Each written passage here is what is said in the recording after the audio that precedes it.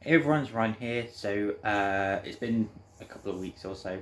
Um, so my last video's obviously been towards Xbox, sort of to make up for the international break for football. I'm basically doing game week 5 of the Premier League. Obviously, it came back last weekend, or the weekend just gone. Um, Obviously, all 10 teams have played. There was 4 games on Saturday and 4 games Sunday, and then 2 games Monday, which has just gone. So, start off with Merseyside derby, Everton versus Liverpool. I was excited going into this one because Everton obviously had 4 wins out of 4. Liverpool were having defensive woes, especially after losing 7-2 to Aston Villa a couple of weeks ago. This one had a lot of talk about, mostly for the wrong reasons. We'll start off with the big one, which is basically VAR's controversial again. I think it's more the people making decisions rather than VAR itself. So there was an incident where Van Dijk basically got the ball inside the box and Pickford just came lunging at him, like feet first, like both feet first. And basically, it turns out that Van Dijk's now had to have surgery, and like he managed to walk off and thought he was all right. Basically, just go get scanned. Turns out, I think he's like torn his ACL or something. So basically, he's out for the rest, most likely the rest of the season. And the worst part is Pickford didn't get sent off for it because it was ruled as offside. They didn't even question the fact that Pickford came lunging in with both feet when he could have used his hands, like a fucking goalkeeper would. Like that's the thing that boggles my mind the most about is like apart from the fact that he didn't get sent off for being reckless like that, it's the fact that as a goalkeeper, wouldn't the instinct be use your arms to grab the ball, not lunge yourself with both your legs and basically like severely injure an opposing player? As well, there was an offside rule against Mane, which almost made it 3-2 to Liverpool in the last minutes. Somehow it was offside. Literally everyone look at it. I think even Everton fans would agree it's not offside. Like they've got the lines. Mane's not even on the line. I'd say like the only thing that would be like the back of his shoulder, but like the tiniest fucking bit. You can literally look at it. It's like you can see 2 Everton defenders are playing him onside just, and he's facing away from the goal. So even if he gets the ball, which he did, he doesn't have the advantage at all. Like he has to turn around first before he runs on. So obviously Liverpool fans are angry, and I can see why. Obviously there are a bunch of people that are saying it's sort of like karma for them because to a lot of people, VAR was one of the main reasons that Liverpool managed to win so many games. Like there's a lot of calls that should have been against them that didn't happen. Some I can agree with, some I don't agree with, but like I said, VAR was like a work in progress at the time, and unfortunately it still is. It looks like it's gone even further back. But it ended up being 2-2, so Everton is still undefeated, which fair play to them.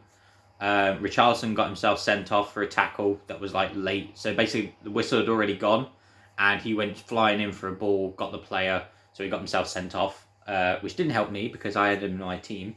So that was minus points for him. Next match, Chelsea versus Southampton. Werner's finally got himself scoring in the Premier League. He scored twice and he got an assist for Havertz as well.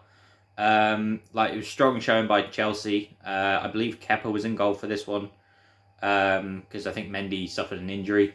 They went 2-0 up, and then Southampton managed to get one back. And then Chelsea got another one, and then Everton managed to score twice late on, I think, if I remember correctly. I know their last goal was in stoppage time. So, again, Chelsea have conceded 3 in a game. I think this is like the 3rd time this season they have. I think every game they've been involved in so far in the Premier League has involved 3 goals to one team or the other.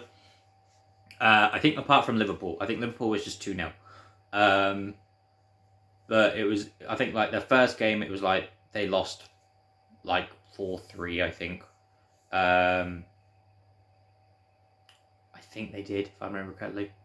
It was 3-1 to Brighton, I think. I can't remember. Anyway, I just know with Chelsea, ironically, because they're sponsored by 3, there's a lot of 3 involved in their matches.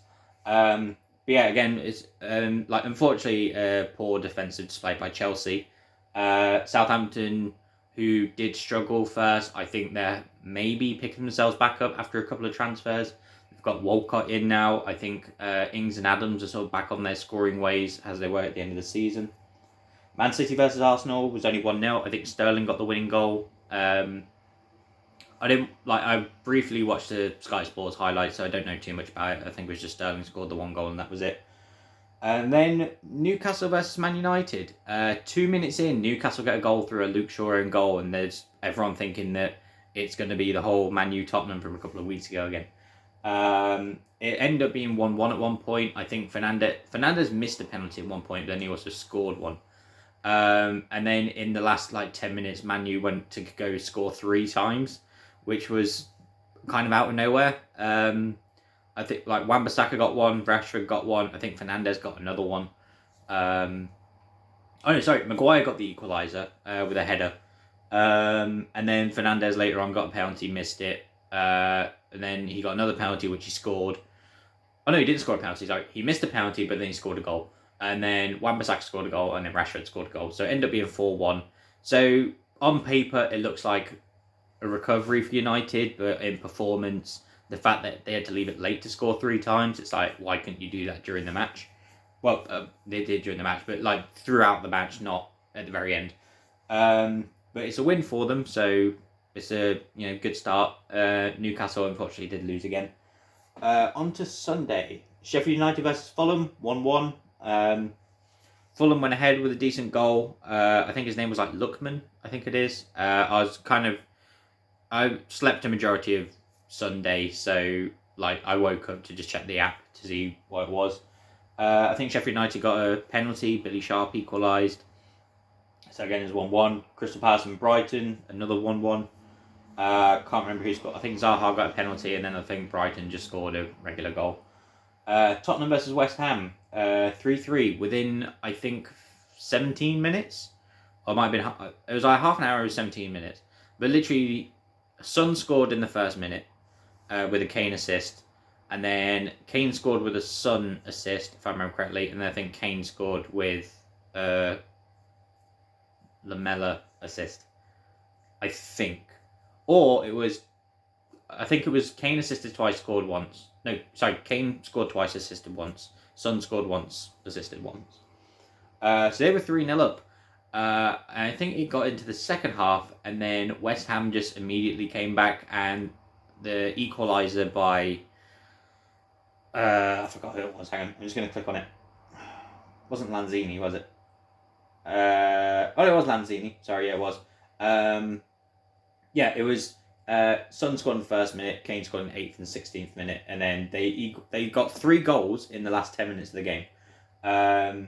Lanzini scored an amazing last-minute equaliser.